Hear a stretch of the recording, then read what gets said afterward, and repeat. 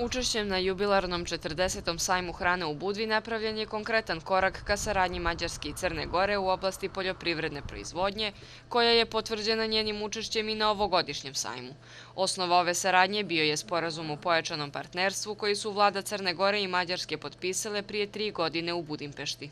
U sklopu tog pojačanog partnerstva, pored podrške NATO-a i Evropske unije, veliki naglasak smo stavili baš na ekonomiju. I ovaj vid saradnje koji ste vi spomenuli, to je baš podloga stavljena još 2012. godine. A tu možemo da spomenemo i prošlu godinu, kad su inače dva ministarstva poljoprivrede i ruralnog razvoja potpisali sporazum u saradnji. Mađarski ambasador u Crnoj Gori Kristijan Poša naglasio je da je veoma važno koncentrisati se na pregovore u ovom poglavlju. Mi smo sad isto otvoreni da u tom smislu da pomognemo Crnoj Gori, da svoje eksperte i njihova iskustva predamo Crnoj Gori. Veoma važno je da spomenem to da mi bismo dali takve eksperte za crnogorsku stranu koji su pregovarali sa Evropskom unijom kad je Mađarska bila u takvoj situaciji kao što ste vi danas. U 2013. Mađarska je na Zapadni Balkan izvezla robu u vrijednosti od 3,5 milijardi eura, međutim u Crnoj Gori mađarskih proizvoda gotovo i da nema. Zbog čega je tako i šta se može uraditi da bi se ta slika promijenila? Da, ovo je veoma dobro pitanje, inače jer ako pogledamo prostor Balkana je puno manja nego, na primjer, rusko tržište ili kinesko tržište, a Mađarska ima inače veći izvoz na ovo manje tržište što je u susjedstvu, nego što je ukupan izvoz prema Kini ili prema Rusiji. To inače pokazuje zašto je Mađarskoj veoma važan Zapadni Balkan, region Zapadnog Balkana, a u regionu je još važnija Crna Gora, baš zbog toga što mi mislimo da Crna Gora može da postane, kao što sam već i ranije rekao, centar za dalje ulaganje. Radimo i na tome da se mađarski proizvodi nađu na tržište Crnoj Gori. Inače, već imamo nekoliko uspjeha. Moram da vam spomenem da prošle godine 1. oktobra, inače u Podgorici se otvorila nacionalna mađarska trgovinska kuća i ta trgovinska kuća inače radi veoma aktivno. Zahvaljujući ogromnoj agrarnoj proizvodnji, kaže Poša, ova zemlja u 2014. bilježi privredni rast od 12,6%, više u odnosu na 2013. U mađarskoj agrarnoj sferi ima dosta rezerve koje mi možemo inače da od toga napravimo kapital. Samo da vam spomenem da je 2014. godine iz agrarne sfere, iz Mađarske, izvoz bio 8 milijardi eura.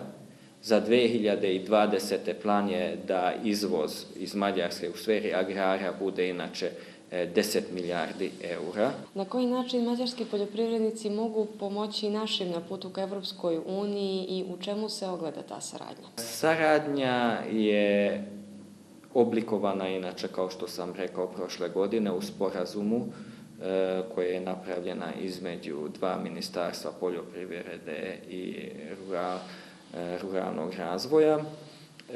Tu sad baš ćemo imati krajem marta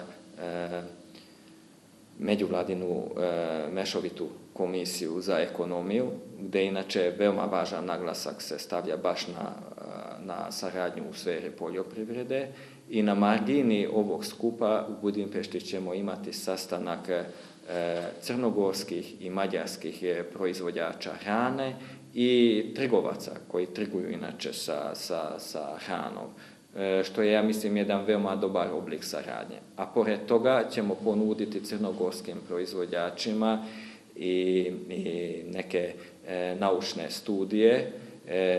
Imat će mogućnost da, na primjer, razgovaraju sa mađarskim ekspertima, imat će mogućnost da slušaju predavanje u vezi šta su danas tokovi u Evropskoj uniji i u svijetu u sferi agrara, šta je ono što je moderno, kakvi su tokovi u tržišnoj sferi, jer nije važno samo proizvoditi stvari, nego i prodati.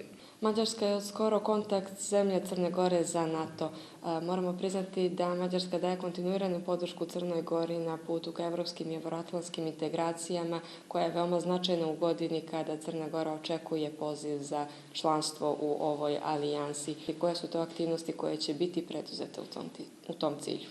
Mađarska kao NATO kontakt point ambasada u stvari ne želi da pametuje, ne želi da kaže šta je dobro Crnoj Gori ili Crnogorcima.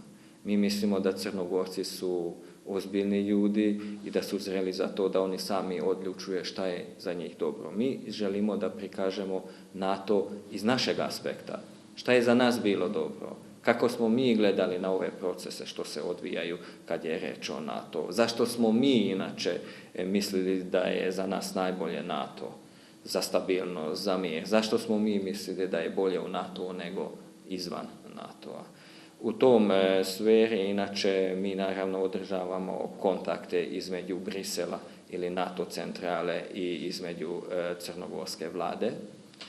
U tom aspektu, inače, smislu, mi ne želimo samo crnogorskoj javnosti da pokažemo šta je NATO, nego isto je nama veoma važno da mi pokažemo Briselu ili ostalim NATO članicama kakva je Crna Gora. Jer veoma je važno da ako jedna država uđe u NATO, da je ostale članice znaju što više o Crnoj Gori.